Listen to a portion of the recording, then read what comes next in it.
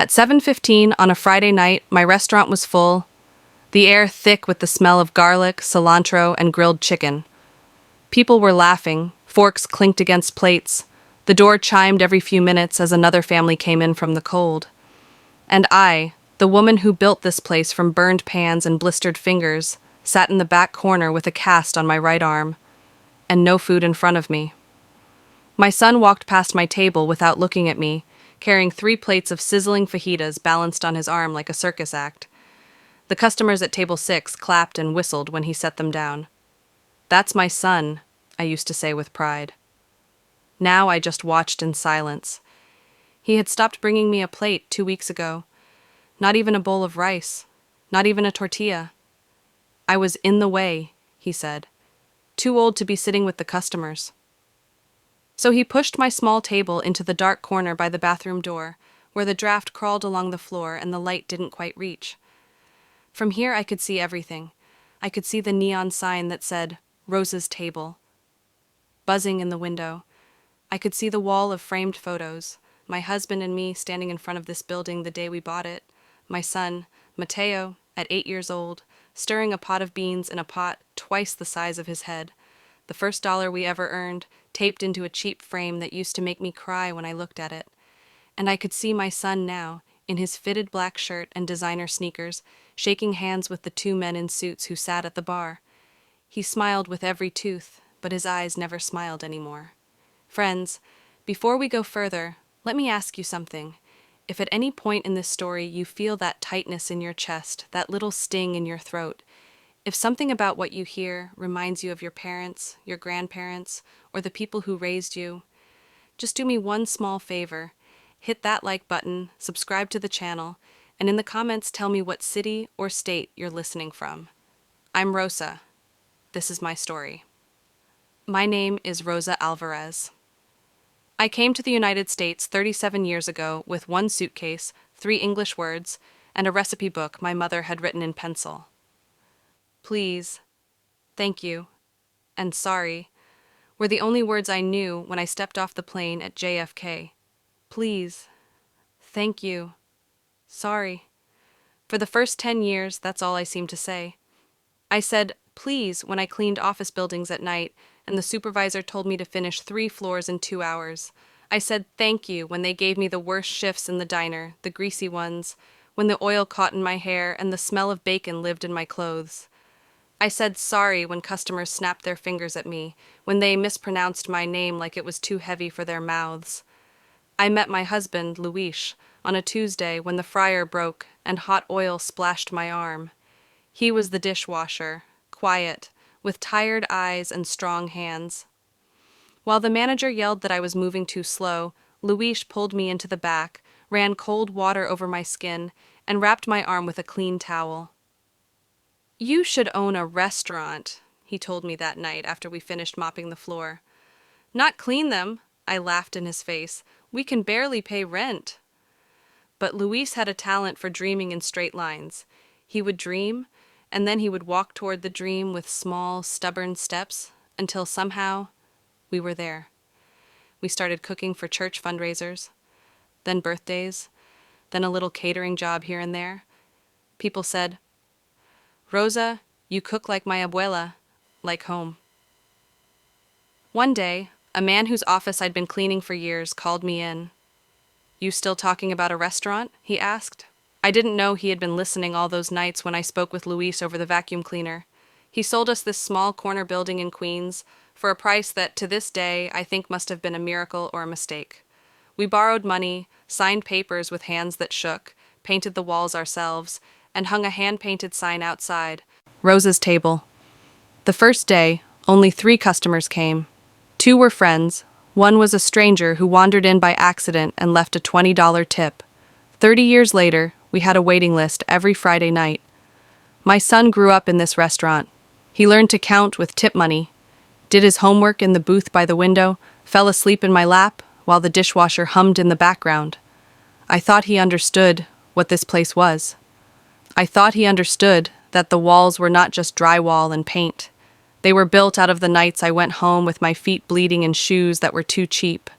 The mornings Luis and I stood on the sidewalk at dawn, drinking coffee from paper cups, praying someone would walk in that day.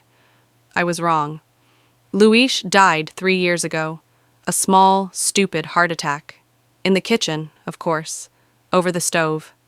I still can't look at the third burner without feeling like something is pressing on my chest. The day we buried him, the priest said, "Now, Rosa, you rest. Let your son take care of you." I believed him. And for a little while, it was fine. Mateo was charming. The regulars loved him. He knew how to talk to suppliers, how to post pretty pictures of plates on Instagram, how to make little videos with music and captions that said things like, "Best arroz con pollo in NYC," and "Family owned since 1995. He said we needed to modernize. Online orders, delivery apps, a new bar, influencer nights. I didn't understand half of what he said, but I trusted him. The restaurant kept filling, people kept coming, I kept cooking. Then the bills started piling up. Not the usual ones, the electric, the gas, the rent. Bigger ones. Loans I didn't remember signing. A liquor license renewal fee I knew I had already paid. A new espresso machine I had never ordered. I asked questions. That's when the shouting started. "Do you want this place to die with you?" he screamed one night, slamming the ledger shut. "You don't understand how business works in America now, Ma. You want to stay stuck in the 90s? Go ahead. But then don't cry when we close."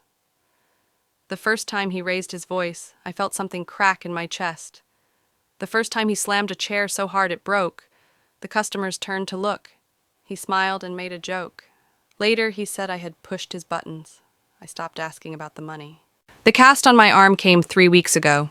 It was a Tuesday afternoon, quiet between lunch and dinner. The dining room was empty. The smell of onions still hung in the air. I sat in the office in the back, flipping through a stack of papers. Loan statements, bank letters, something about a franchise opportunity. I saw a number that made my stomach drop. "How much did you borrow?" I asked, my voice thin. Mateo stood in front of the desk, arms spread out like he was selling me something. "It's an investment, Ma," he said. "We're going to sell this place to a chain. They'll keep your name. You'll still have a little table here. The customers will never know the difference. We'll be rich. You can finally rest." My hand tightened around the papers. "Sell?" I repeated. The word tasted like ash. "Sell my restaurant?" He laughed. "Our restaurant, and yes, this is how it works now. The chain will remodel, put in new equipment, new branding." "Take down my sign?" I cut in. "We'll get you a better one." "No," he blinked. I said no. My voice surprised me. It came out low and flat, the way it used to when a vendor tried to cheat me on vegetables. "Your father and I bought this building. This restaurant is in my name. You don't sell what is not yours." Something in his face changed. The easy smile cracked, and what peeked out underneath scared me. "You think a piece of paper is going to save you?" he hissed. He lunged across the desk, snatched the folder from my hands. I stood up too quickly, the chair scraping back. My foot caught on the edge of the rug. I reached out to steady myself on the bookshelf. Mateo grabbed my wrist. Whether he meant to push me or just pull the papers, I don't know. But his fingers dug into my arm, his shoulder hit my chest, and the world tilted. I went down hard. The corner of the desk hit my ribs. My right arm hit the floor first, twisted underneath me. There was a dry, awful crack. I knew that sound. I had heard it on the soccer field when a kid fell wrong. I had heard it when Luis slipped on the wet steps in winter and hit his wrist. I lay on the floor, staring at the dust under the desk, listening to my own breathing go shallow. Pain rushed up my arm like fire. "Look what you made me do!" Mateo shouted. His face hovered above mine, red and twisted. "Why do you always have to fight me?" I was too busy trying not to scream to answer. He yanked my phone out of my apron pocket. "We don't need drama. I'll call someone," he said. "I'll fix this. Just don't do anything stupid." He walked out of the office, slamming the door behind him. He did not call 911. He called a friend with a car. He did not say, "My mother needs help." He said, "My old lady fell. Can you drive us to urgent care? I don't want an ambulance bill." At the clinic, he filled out the forms for me, his handwriting messy and impatient. I saw the box that said, "Injury cause." He checked, "Accidental fall." When the nurse asked what happened, he answered before I could speak. "She tripped," he said. "She's been clumsy lately. Must be getting old." He laughed. The nurse didn't. On the way home, my arm in a cast from wrist to elbow, he drove with one hand and talked with the other. "You scared me," he said, as if he was the one who had heard his bones snapping. "You could have ruined everything. The chain guys are coming in 3 weeks. I need you to be on my side, Ma. Just sign the papers when I tell you. Smile for them. Say you're proud of me." He glanced at me. "You are proud of me, right?" I looked out the window at the gray buildings sliding by. "I am proud of the little boy who used to fall asleep with his homework in the booth," I said quietly. "I do not know this man yet." He didn't talk to me the rest of the way. For 3 days after that, he forgot to bring me food. I could smell it, though. That was the worst part. I could smell the rice, the grilled meat, the fried plantains. I could hear the orders being called out, the laughter, the compliments, but my plate stayed empty. "You're sitting all day," he said when I finally asked, swallowing my pride like a bitter pill. "You don't need extra calories. You want to be healthy, Mom, right? You want to live a long time?" On the 4th day, he stopped pretending. "If you sign the contract, I'll make you your favorite enchiladas," he said, waving a stack of papers in front of me like they were a menu. "You can't cook with that arm anyway. Let the professionals handle it now." I stared at the cast. The skin around the edges was already darkening from fryer grease, flour, dust. It itched. It throbbed. It reminded me every second that I had let my guard down around my own child. That night, when the restaurant finally went quiet, I sat alone at my corner table and let myself cry for the first time since Luis died. I cried for my arm. I cried for my husband. I cried because the boy I had carried on my back across subway platforms was now the man who used hunger as a weapon against me. When there were no tears left, I wiped my face with the hem of my apron and did what I always do when I don't know what to do. I cleaned. I wiped down the salt shakers with my good hand. I straightened the chairs. I stacked the menus. In the office, on the top shelf of the metal filing cabinet, behind a box of old receipts, there was a thin, worn folder with my name on it. Luis had put it there years ago. "Rosa," he'd said, "if anything ever happens to me, you open this. Everything you need to know is here." That night, I opened it. Inside, there was the deed to the building. My name alone, not mine and Luis's, just mine. A yellowed letter from the bank, the original business license, and a card with a name and number written neatly in my husband's careful handwriting. "Thomas Reed, attorney," it said. I had never met this man, but Luis had. There was a note at the bottom, one more line in his familiar script. "He's a good man. He helped us once. If you ever feel cornered, call him." I sat there at the desk, the cheap fluorescent light buzzing overhead, the restaurant silent around me, and wondered what cornered meant. Was this it? My finger trembled as I dialed. "Reed and Associates, this is Hannah. How may I help you?" The voice on the other end sounded young, crisp, efficient. "My name is Rosa Alvarez," I said. My accent thickened when I was nervous. "My husband, Luis, he told me to call this number if you ever felt cornered?" A new voice cut in, deeper, older, with a hint of a smile. My breath caught. "Yes." "Mrs. Alvarez," he said. "I've been expecting this call for about 15 years. I laughed then, a short, broken sound that surprised both of us. We talked for an hour. I told him everything. About Luis, about the restaurant, about the loans I didn't remember signing, about the fall, about the checked box that said accident, when we both knew it wasn't. I told him about my son. I told him I loved him and was afraid of him at the same time, and saying those words out loud felt like confessing a sin. Thomas Reed listened without interrupting. When I finished, there was a soft tapping sound on the other end of the line, like someone drumming their fingers on a desk. "Mrs. Alvarez," he said at last, "do you know whose name is on the deed to your building?" "Yes," I whispered. "Mine." "Do you know whose name is on the LLC documents for the restaurant license?" "Mine." Do you know whose name is on the loan documents your son took out? I hesitated. He said, we. He said, us. His, Thomas said. Just his. I checked. He tried to use the restaurant as collateral, but the bank flagged it because he doesn't own it. That's why he's so desperate for you to sign those sale papers. Without your signature, nothing happens. He has debt with no assets to back it up. The chain can't legally buy what you don't agree to sell. I gripped the phone harder. So I can say no. You can, he said. And you will. But I don't think no is enough anymore, do you?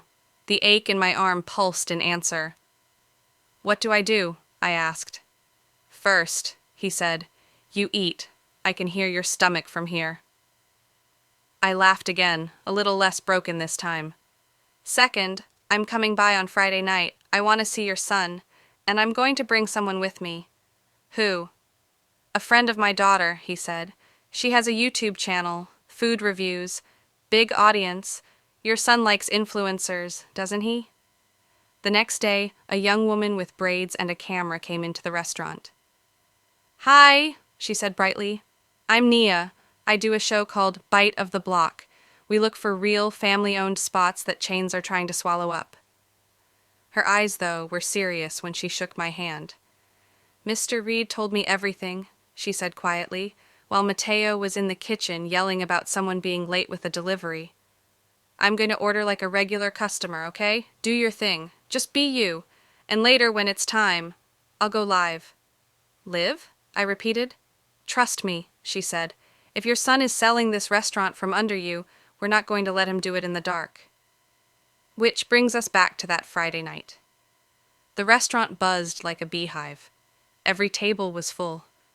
There was a line at the door. Someone had spilled something by my corner, and the smell of bleach fought with the smell of grilled peppers. At the bar, Mateo leaned close to the two men in suits.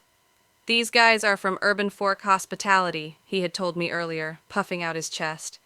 They own like 30 places around the city. They're going to turn us into a brand, Ma. This is our big shot. I hadn't answered. Now, I watched as he poured them tequila shots with a flourish. This place has so much potential, one of them said, glancing around. We'll knock down that wall, put in a bigger bar, change the name just a little. Rosa's is nice, but we want something that pops. The name stays, I said under my breath. Ma. Mateo's voice came from behind me. I hadn't heard him approach. Come on, don't start. He dragged a chair from another table and planted it in front of me, straddling it like a teenager even though he was 32. They're almost ready to sign, he whispered. The contracts are in the office. We'll do a little ceremony. You put on your nice sweater, we take some pictures, we put it on Instagram. From family spot to city staple, our big day. And boom, we're set. You finally get to rest. Don't ruin this. What happens to the people who work here? I asked. He blinked. They'll keep the ones they like. The rest can find jobs somewhere else. That's business. What happens to me? I asked. He smiled, the fake one he used for customers. You get a small share, he said. Enough to live on.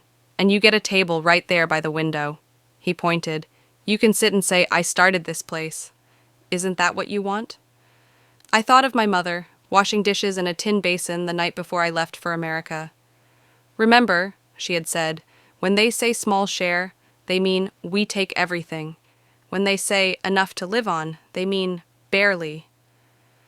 I don't want a table, I told him now. I want my restaurant. I want my father's recipes on these walls and my name on that sign. I want your father's work to mean something, not just be a stepping stone for you to play businessman. He looked at me like I was speaking another language. Ma, he said, his voice tightening, I already signed some stuff. I'm in this. You say no now, you don't just ruin my dream, you destroy me. They don't like to be told no. You have no idea what kind of money we're talking about. He glanced toward the men at the bar, then leaned in closer. You owe me, he whispered. I grew up watching you scrub floors. I grew up hearing you say no to vacations, no to new sneakers, no to everything because of this place. This is my turn. You think I'm the bad guy because I want more? I think, I said slowly. that there is a difference between wanting more and eating the person who fed you. He flinched. For a second the boy came back, the one who used to stand on a milk crate to see over the stove, the one who cried when a customer yelled at me. Then the boy was gone, and the man who replaced him stood up, chair scraping loudly. "You'll sign," he said through clenched teeth. "One way or another." He walked away before I could answer. At 8:03 the door chimed and Thomas Reed walked in. He looked exactly like he sounded. Tall, gray-haired, with kind eyes, and the posture of a man who had spent his life standing up for things. Naya followed behind him, her camera already rolling casually at her side. "Hey, fam," she murmured to the lens, low enough that only the mic could really pick it up. "Tonight I'm at Rosa's table in Queens. I want you to see something." Mateo saw them and lit up. "Influencers," he mouthed at me like it was a blessing from God. He hurried over to the host stand. "Welcome, welcome," he said, checking his reflection in the menu cover. "You must be the food blogger my mom invited.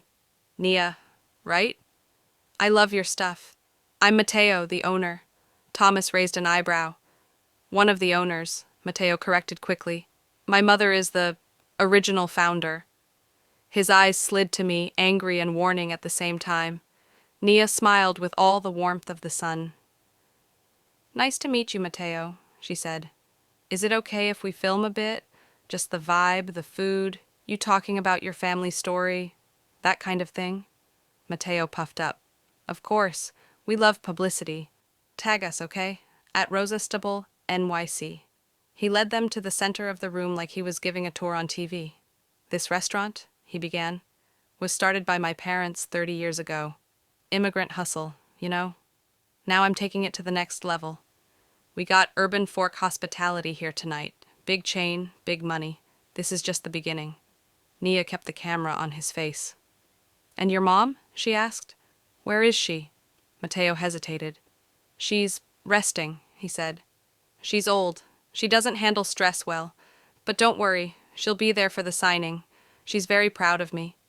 Nia turned the camera slightly, catching me in the corner with my cast, my empty table, my tired eyes. "Really?" she asked. Something in her tone made 3 nearby customers glance over. Their eyes flicked from Mateo to me. For the first time tonight, someone noticed that Rosa of Rosa's table had no food. Mateo followed their gaze, his jaw tightening. "Ma!" he called, his voice sugary and sharp at the same time. "Come say hi! We're doing a little video." With my good hand, I pushed myself up. My legs felt heavier than they should. I walked to the center of the room, past the regulars who had watched Mateo grow up, past the couples who didn't know our story but could feel something in the air, past the staff who suddenly found interesting things to do in the kitchen doorways and behind the bar, anywhere but between us. "Mrs. Alvarez," Thomas said, stepping closer, his voice gentle but carrying. "It's good to finally meet you." "Mr. Reed," I said, "welcome to my restaurant." I emphasized the word like a knife sliding through warm butter. Mateo smiled tightly. "We're just about to sign the sale," he said brightly. "Big step for my mom. She's been wanting to retire, right, Ma?" I looked at him, at the cast on my arm, at the empty place where a plate should have been, at the men in suits at the bar, watching us with mild curiosity and impatience. Then I looked at Nia's camera, at the little red light that meant thousands of eyes could be on us in seconds. "No," I said. The word was quiet, but it landed in the room like a dropped pan. Mateo laughed too loudly. "She jokes," he told the camera. "She's shy.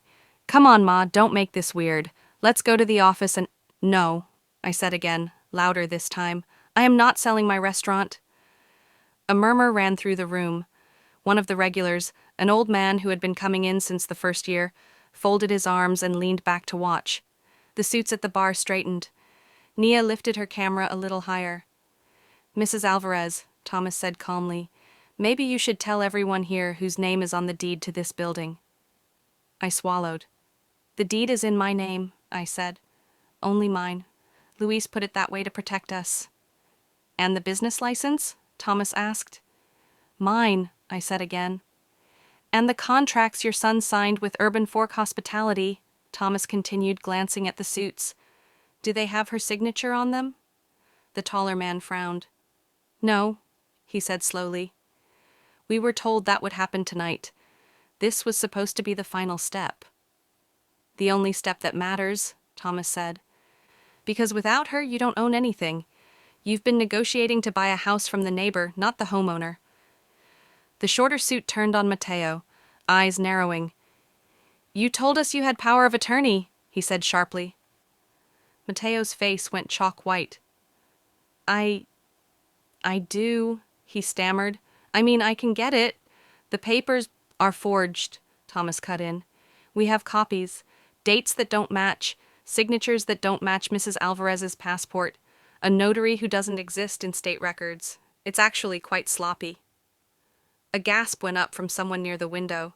Nia's camera was steady, her face calm, but I saw the fire in her eyes. We're live, by the way, she said softly, almost to herself, but the mic caught it. Hi, chat. This is what corporate family stories look like when the cameras usually go off. Mateo turned on her.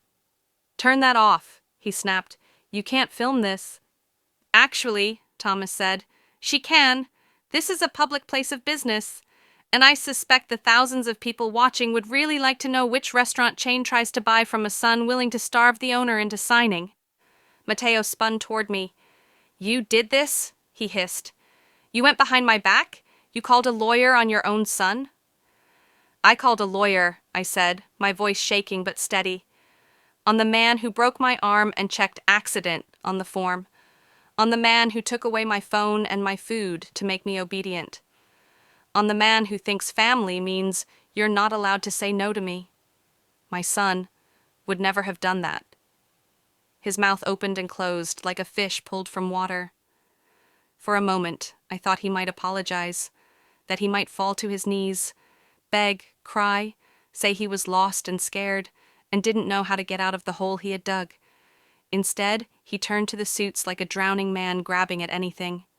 She's old, he said desperately. She's confused. She doesn't know what she's saying. You see that cast? She fell. She's been falling a lot. The doctor said something about cognitive. Actually, a voice came from near the kitchen door. I said she was perfectly orientated and had no signs of confusion at all. We all turned.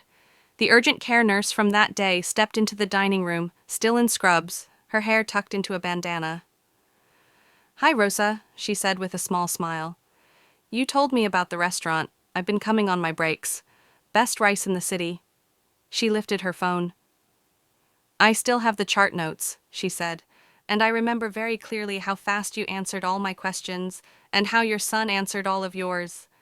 How many witnesses do you think you'll need, Mrs. Alvarez? Thomas asked in a mild tone.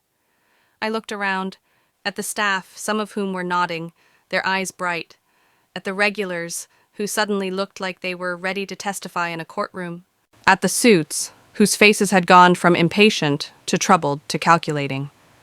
One of them took out his phone and opened something that looked like an email. We were not aware of this context, he said carefully. Urban Fork Hospitality does not engage in deals that involve elder abuse allegations. We're going to step away from this negotiation. Now wait a minute, Mateo snapped. You can't just walk away. I brought you my whole customer base. My brand. Your brand, Nia said, her voice cool as ice, seems to be built on top of your mother's back. The chat on her live stream exploded in a storm of emojis, comments flashing past too fast to read.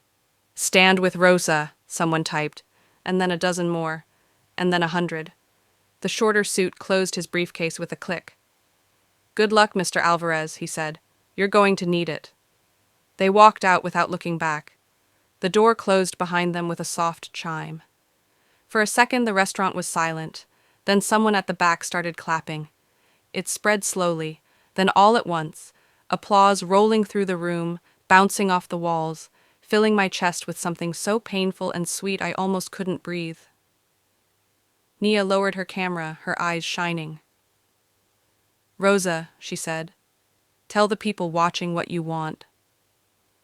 I looked into the lens. into the invisible crowd of strangers. "I want my restaurant," I said simply. "I want to keep feeding people. I want my son to be a man I can be proud of again, but that part is not up to me." I turned back to Mateo. He stood in the middle of the room, shoulders slumped, eyes darting around like the walls were closing in. "Get out," I said softly. He stared at me. "Ma, get out of my restaurant," I repeated. "You do not touch the money. You do not sign papers. You do not talk to chains in my name. If you want to talk to me, you come as my son, not as my robber." His face crumpled. "You can't do this," he whispered. "I'm your child." "You were my child when you scraped your knees and ran to me," I said. "You were my child when you stayed late to help wash dishes. You were my child when you hugged me after your father died. But when you broke my arm and starved me to break my will, you walked away from that. You can walk back. The door in my house is open. The door in my kitchen is not." He took a step toward me. Thomas stepped between us, not aggressive, just solid. "Mr. Alvarez," he said, "I've already filed a notice with the bank. They know you were misrepresenting your authority regarding this property.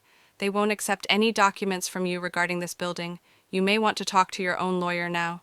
Mateo's jaw worked. He looked at me one last time, eyes full of anger, fear, and something underneath both that I didn't have a name for. Then he turned and walked out. The door closed behind him. The neon sign hummed. My knees trembled.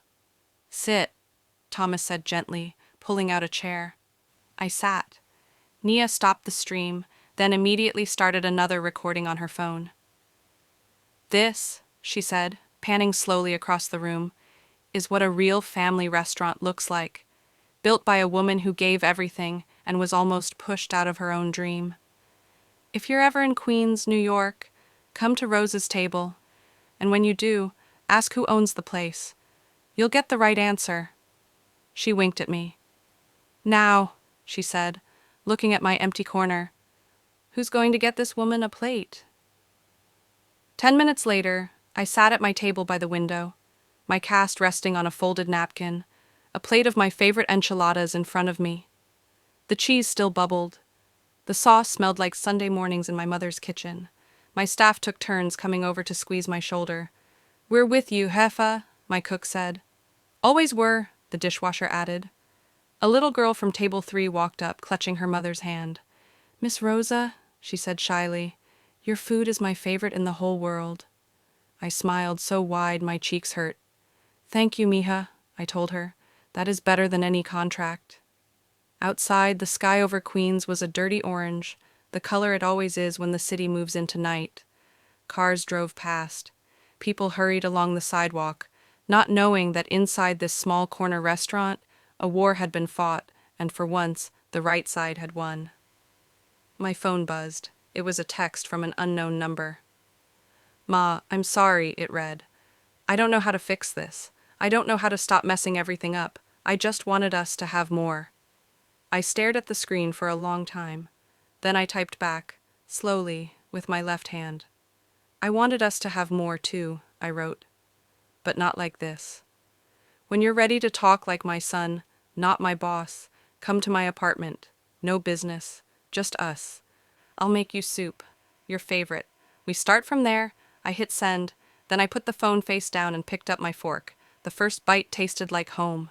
Not the country I came from, not the kitchen I left behind, but this place, this table, these walls, these people, my restaurant, my life's work.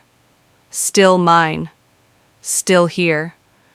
As long as I could stand, as long as I could stir a pot, as long as I could say no when someone tried to take what was not theirs, Rosa's table would stand too. And if you ever find yourself walking down that block and you see a small, crowded place with a handwritten sign in the window that says, "Still family owned, for real," come in, sit down, and when a gray-haired woman with a strong back and a fading cast on her arm brings you a plate, you'll know you're sitting at my table.